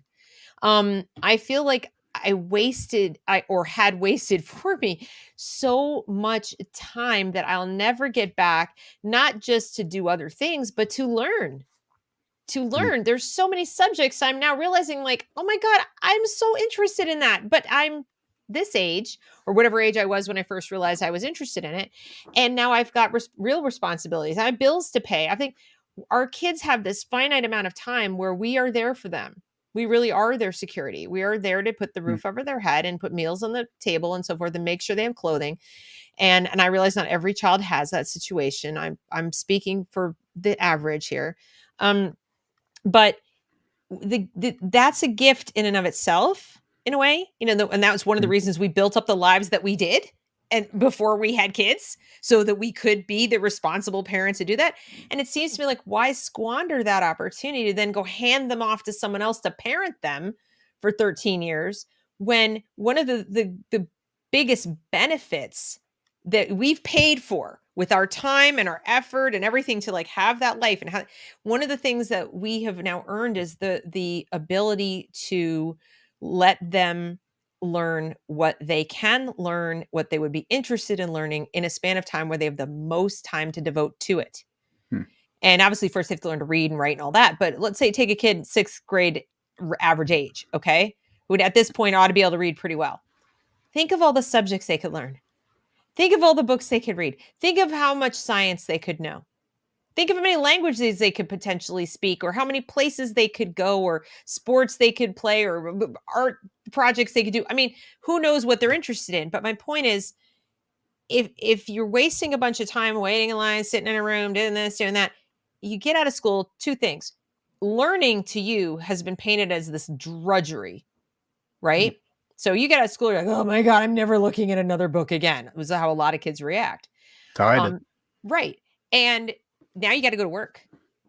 So when are you going to do it? When are you going to do it? And that's a luxury. It's a Hmm. luxury when you're an adult to be able to just sit down and learn something new. Yeah. That's why most of us, either can't do it or we stay up till the wee hours of the night reading books or whatever. But most people don't. So whatever you are when you're 18, as far as your knowledge base, for the average person is probably where they're going to be. So what do you Yeah. want your kid to have as their opportunity? Yeah. Yeah. I don't think I read a book for my own personal pleasure until about age 25. And then I started like reading because I hated reading always because it was, I've seen some people in the comments, I believe, talking about the differences between learning girls and boys. I know boys, it was difficult for me to sit down and learn something. So reading for me was so uninteresting and not useful that I actively avoided doing it after school. Unless I absolutely had to. And now, I'm reading as much as I can every day because I do feel like there's that time wasted there. It's like no one just pops out of the womb and understands how to ride a bicycle. It's like you have Right. to have training wheels on it first. And the best thing to do with training wheels is to build that muscle memory and just that strength. And what these kids are doing now is they have, the training wheels, but it's getting pulled behind a car and they're not learning anything. They're just Yeah. gliding along with it. And by the time you take the training wheels off, they don't have any idea what they're doing. They don't know how to stay upright. Yeah. So, that window of time you have there to have on the training wheels, you use that opportunity to truly learn and figure out what you want to do. Right. Figure out your sense of meaning. And yeah, that's being robbed of kids, certainly.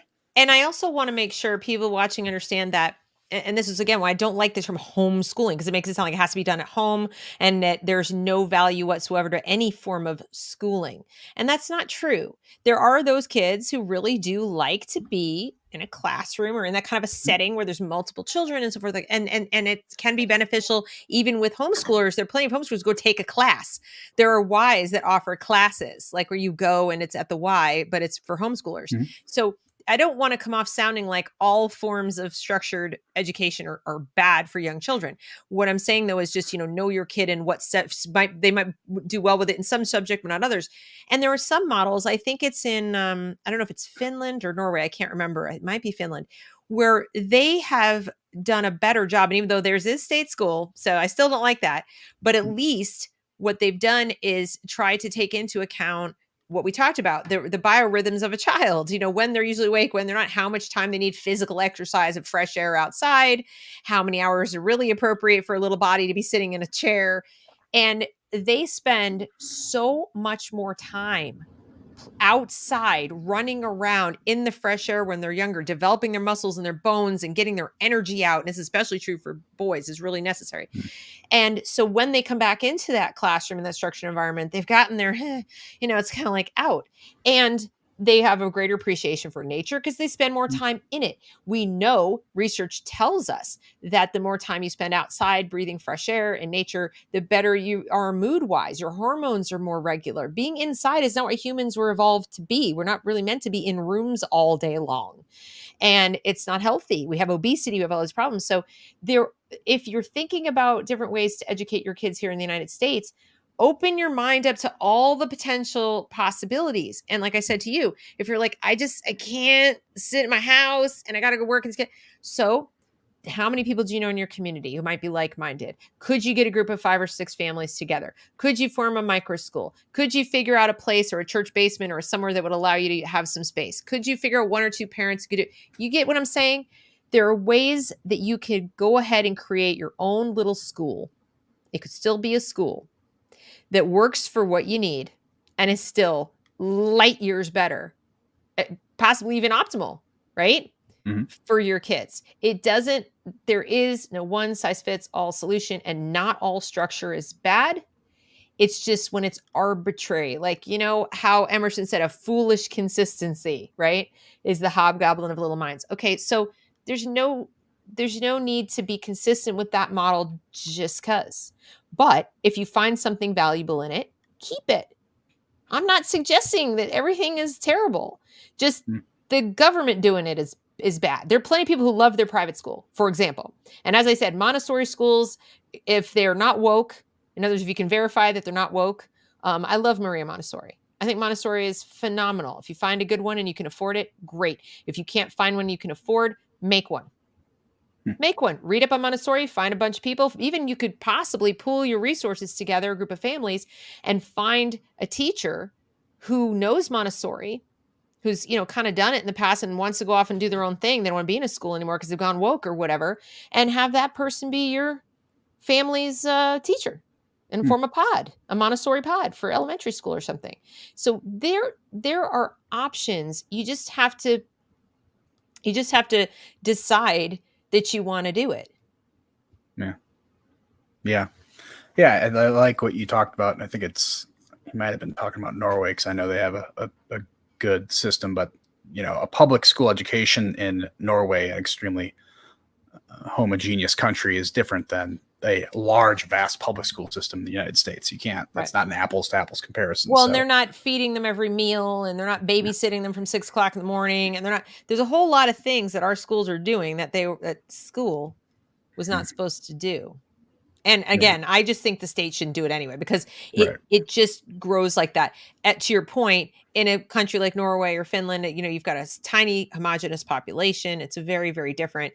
We are just too, and even when it's done at the state level, people say, but it's perfectly appropriate for states to decide, as if I'm making a constitutional argument. I'm not making a constitutional argument. I don't find anywhere in the Constitution that says we're entitled or guaranteed public school, nor Mm. do I find anything in there that says we can't have it. Okay. Certainly at the state level, of course you can have it. You can decide as a state, this is what you want to offer. I just am telling you it's a bad idea. Yeah. Well, the founders would be horrified by the Department of Education. That's for sure. Yes, Yeah. for sure they would. But that might as well be a state religion at that point. Right. But since they keep it a funding mechanism, they kind of skirt the edges of the constitutional question. But when it comes to, the 10th Amendment allowing the states to set up a public education system, yeah, it does. What I don't think is constitutional is the compulsory aspect of it. I don't know that is, it obviously passed muster at some point. I just don't necessarily agree with it. But again, they might be saying, well, the state can do it. It's like, I don't know. I still don't know that you can compel a law-abiding taxpayer to give you custody of their child for, 13 years of their life. That's why people say, well, they're going to make homeschooling illegal. Good news, folks. There's precedent. There's precedent for them not being able to do that. Now, whether it'll hold up in the courts, in perpetuity, I can't say, but there is precedent. My concern there is the way they can put kind of like credentials on homeschooling per state. If they raise the bar to say, oh, you must have an accredited teacher teach them instead of, doing it as a parent, I think there are ways that they're going to certainly try if you see a homeschooling trend, which I do believe you're starting to see now. The optics will be really bad, though. Yes, it will. The optics will be really bad because the percentage of Black homeschoolers has increased at a faster rate and a larger rate than white. And so, just like with the vaccine passports, they will be disproportionately negatively impacting minority populations, and the optics are going to look really, really bad. They are also probably going to run afoul, if they make it too difficult, they're going to run afoul of the same precedent that, they call undue burden. When, one of their arguments for you shouldn't have to have an ID to vote is undue burden. Now, I disagree with it. I think they're stretching it pretty thin. Now, imagine if the same people, because it would be the same people, turn around and say, oh, you have to have a teaching degree to teach your own children. But you don't need to have an ID to vote, right?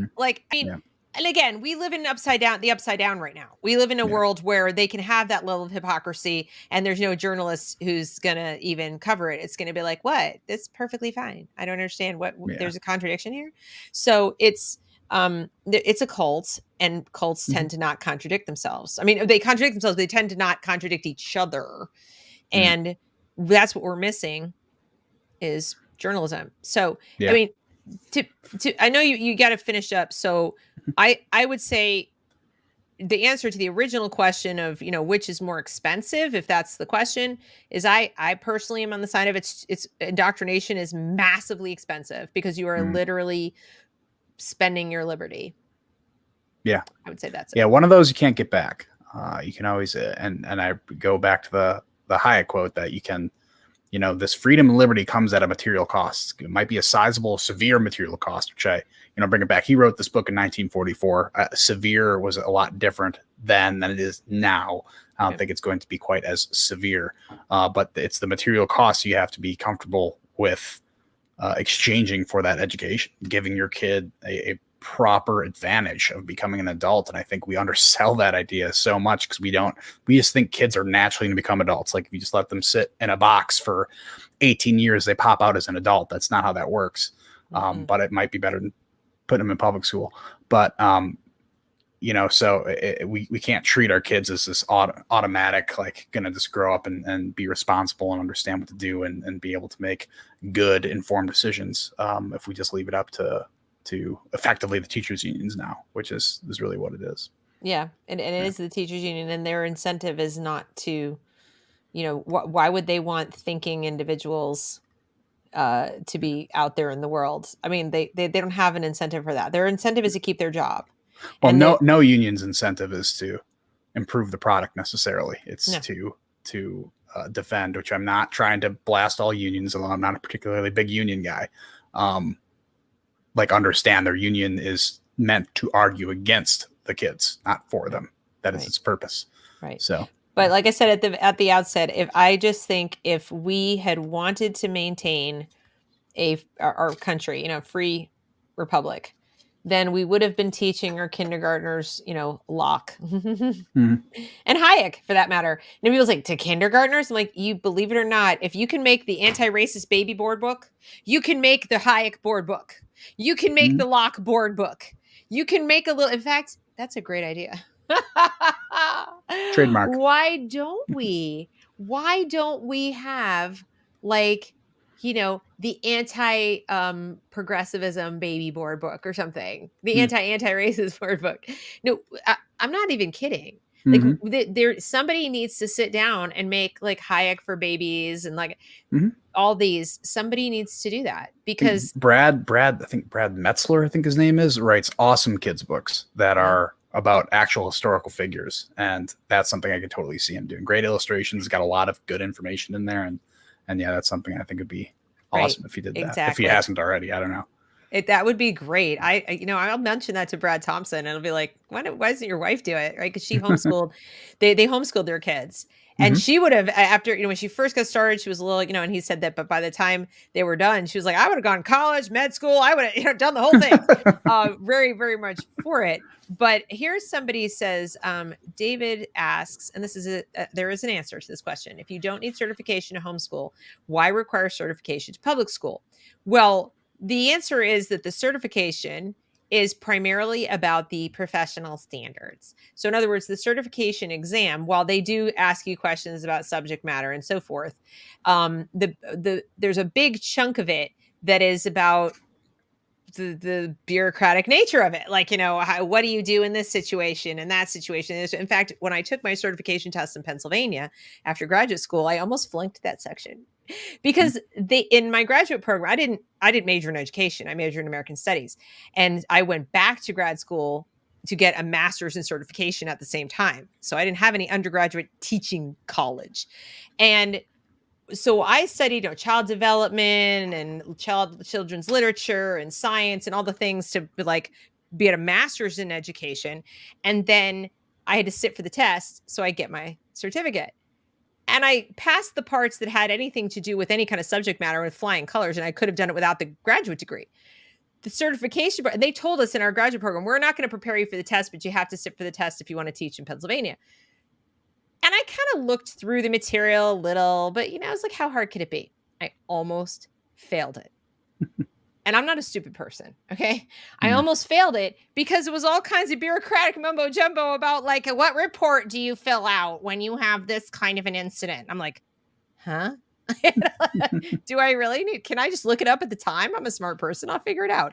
So it was largely those kinds of questions. So a lot of it is to just kind of go, you can work for the government. Same reason you take a postal worker exam, the civil servant exam. So consider the certification a kind of civil servant exam. They won't tell you that. They'll make you think it's like, oh, this person is more knowledgeable of subject matter. No, they're not. They barely speak English half the time. So anyway, that's kind of the answer to that question. It varies from state to state, but I passed my certification test in Massachusetts to teach high school English. And I got like a really high score on it, and I didn't even study. And I was like 20 years out of college at the time. I just showed up. I said, yeah, let me see if I can get certified to teach high school English. Sat down, took the test, passed with flying colors. And they were asking me literature questions for books I didn't even read. I was like, yeah, that looks right. So, I mean, right? So it wasn't that hard. Perfect. It wasn't that hard. All right. So I hope you guys have gotten some stuff out of this. I think we touched on a bunch of things. What do you feel, Kevin? What do you think? Yeah, I think we kind of flushed that idea out fully, which I'm grateful for, because we don't think about the cost of indoctrination as much. We only think about the cost that comes to us. Like this is one more barrier to homeschooling my kid, is that little bit of cost you need to add in there. That socialization aspect, the time aspect. Again, like to me, when you first brought this up, I'm like, there is no time that exists out of 8 to 3. I have no idea how this is going to work. It's like, stupid. Just don't do it at that time if you can. I'm like, oh, okay. Makes sense. Right. Some stuff that people just don't think about because we grew up with this type of schooling. Grew up in a public school. You don't think there's anything else out there, and it's kind of scary going out there when you feel like you're on your own. And the other thing that I looked through while researching this is the ability for people to come together in a community to kind of create their own miniature school. And I heard you talk about that, and then I looked on here, and it's like every resource is like, yeah, that's a great idea. Like, why don't you guys do that? So there are other like-minded people out there. It's very rare that you're the only person with this idea or the only person frustrated at this system. You're not the only person who wants what's best for their kids. There was one woman, Carrie McDonald wrote about her, who decided, I'm fed up with this whole school thing. She decided to set up a micro school, got a bunch of families together, and she set up a really big teepee in a park. It was like, she's just like, that's cultural appropriation now. But she set this thing up, and she taught her class that she taught, and she, was in there doing this for a bunch of different kids, and the parents brought their kids and dropped them off, and they did this. I know of homeschool co-ops where they've got, 10, 12 families, and they put their money into it, they put their money in the pot kind of thing to share the expenses, but it's really like 2 or 3 parents who teach, meaning like they facilitate, and they're multi-age. There'll be siblings or different ages and so forth, because that's what it used to be. I mean, have you guys seen Little House on the Prairie? Remember, like all the different ages in the room, and it's not just on TV. That's how they did it in this country for a couple hundred years at least. Is the town would say, hey, let's hire a teacher. We'll pool our money. It wasn't government, like we're taking your taxes and we're doing this. It was like, let's put the parents, put our money in a pot and let's hire a teacher. Okay, here the new teacher shows up on the Conestoga wagon or whatever, and the stagecoach, and they're like some spinster or some young man fresh out of college in Boston, and now he's the teacher. And it sounds hokey, but why not? Why not bring back the one-room schoolhouse? I think it almost as the subscriber model. We're going to Netflix, we're going to all these other things. Why not do that for education?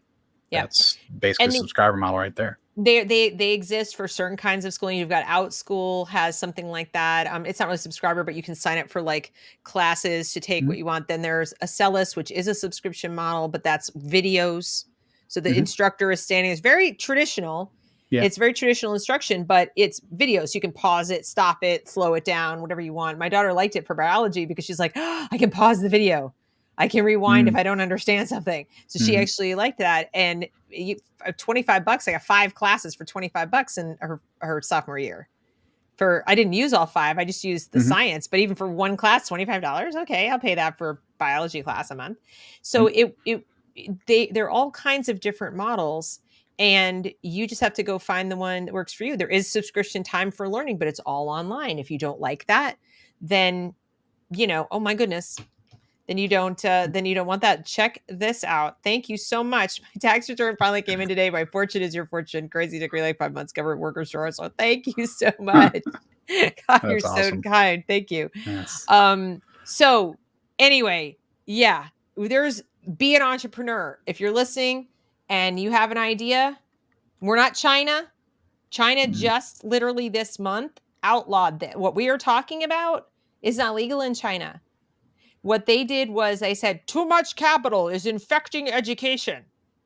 These Mm. tutoring companies are making profit and they are seeking capital to That build their sounds companies. like the American left, not China. Oh, but it was China, and Uh, they immediately reversed the fortunes of people who were doing great, and they had all kinds of yeah. companies, and they banned them. They have to be not. They mandated they either go out of business like immediately, or they become nonprofit. Yeah. Imagine the The New government York coming in and Times gonna write a saying, glowing piece about that. "Yeah, yeah." They came in and said you have to be nonprofit. You can't make money on education. Education is welfare. Education is for the public welfare, and you may not make money on education. And it's not so far fetched that there are people who say things like private these private what do they call it for profit graduate schools or whatever. Hmm. They're not just private because they're obviously Yep. private colleges, but they're nonprofits. But they're for profit. I don't know if it's Phoenix or there's a few Hmm. universities, and they say, oh, that's terrible, for profit college. And I'm like, why is it terrible? I Yeah. mean, I don't understand like why it's terrible. Yeah. If anyone says they do something against the common good or common welfare, that's when you run the other way. Because common good and common welfare, another thing that Hayek repeats in his book several times is like, don't like. You got to run the other way. Because to me, it's like when someone says common sense, it's like if something is common sense, you don't have to tell people it's common sense. Only when you have to try to exclaim it and make it seem like it's common do you ever have to iterate that phrase. So, Yeah, yeah, exactly. beware of people saying we're doing what's best for the common welfare or the common good. Yeah, like what would that look like? Yeah. you know? Well, we'd So all know if they yeah, didn't if it were so have to say it. common, Yeah, I wouldn't right. have to ask you like what it is. I would know, Exactly. and we'd all agree. We would be in lockstep in agreement, but we're not. And I mean, I don't know. I'm getting tired of people's definitions of things being upside down, like responsibility. I think I'm responsible because I'm not morbidly obese and I take reasonably good care of my health and I wash my hands and I don't leave the house if I have a really bad sniffle or a cough or a fever, certainly, and things like that. But I'm the irresponsible one, but the vaccinated person who's 300 pounds, right? That Mm. person is virtuous, more virtuous than I am. And I'm not saying they're not a good person. I'm just saying that right now, the state and a lot of my neighbors and people like that would look at me and say, "Oh, you terrible, selfish, horrible person." But the person who's squatting in someone else's home for the past year, not paying rent, not because they can't, but because they refuse to, Mm. do it. That person is somehow okay. Like we don't have to have a national conversation about the mentality of people who would just squat in someone else's home and not pay their bills because they don't have to. Mm. Like they sleep at night, put their head on the pillow, and they go, "Yes, I sleep perfectly well knowing that I am stealing." Like where does that come from? Lack of moral education. Your Mm. pal was talking on the Zoom earlier with locals, saying that here we have this public education system and it's going to teach everything. They're not teaching anything. They're not teaching morals. And Mm. before anybody says like, "Well, we're not supposed to teach religion in school," it's like if you think that morality can only be taught in church or through the Bible, it's like you're missing a big part of what morality is. Yes, Yeah. that is one way to do it. But if you don't reinforce those same values where the kid spends 8 hours a day, what good is it? there's only so much you can do on a Sunday, or whatever. There's like, even if you go to CCD, there's like, you go to school and it's like, hey, it's Lord of the Flies here. It's probably not going to stick. So, John Locke made it pretty clear that there is a way to arrive at a moral, set of values through Right. reason. Mm-hmm. And all of our founders did as well, which is how they came up with the idea of a secular nation that would still be virtuous. And we just lost it. We just stopped teaching it. Yeah. Yeah. I think our opinions on this could diverge there a little bit, coming from the more religious side. But yeah, I get what you mean on right. that one, for sure. And because of that, I will say, I understand where you're coming from, Mm-hmm. but I would say also, because I think you would love it, is read this book. Everyone should read this book anyway. America's Revolutionary Mind, A Moral History of the American Revolution and the Declaration that Defined It. And I will be interviewing him on Friday, by the way. Oh, really? Yes. Who's not that? just is Bradley Thompson. Oh, Brad Thompson. Oh. Okay. He heads up the Center for the Study of Capitalism at Clemson. And he's an author of many books, actually. He's written many books, historical books. There's going to be a follow-up to this about America's constitutional mind. It's excellent. And there's also an audiobook for it as well, if you are an audiobook fan.